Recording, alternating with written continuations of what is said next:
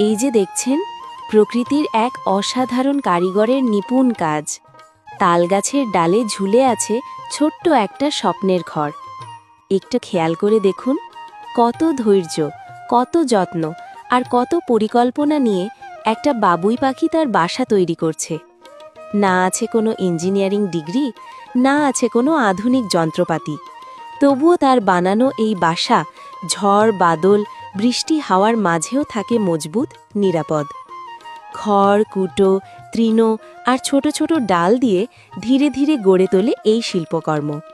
প্রতিটি গিঁট, প্রতিটি বুনন যেন এক একটা ভালোবাসার ছোঁয়া। আমরা মানুষ হয়েও অনেক সময় ছোট ছোট কাজে হাল ছেড়ে দিই, কিন্তু এই ছোট্ট পাখিটা আমাদের শেখায়, পরিশ্রম আর ধৈর্য থাকলে অসম্ভব কিছুই না। প্রকৃতির এই সৌন্দর্য শুধু চোখে দেখার জন্য নয়, এর ভেতরে লুকিয়ে আছে অনেক শিক্ষা। নিজের ঘর গড়ার স্বপ্ন, পরিবারের জন্য নিরাপদ আশ্রয় তৈরি করার চেষ্টা, সবকিছুই যেন আমাদের জীবনের প্রতিচ্ছবি। একটু ভাবুন তো, এই ছোট্ট প্রাণীটার মধ্যে আল্লাহ কত নিখুঁত দক্ষতা দিয়ে রেখেছেন। তাই যখনই এমন দৃশ্য চোখে পড়ে মনে হয়, সুবহান আল্লাহ, কি অপূর্ব সৃষ্টি।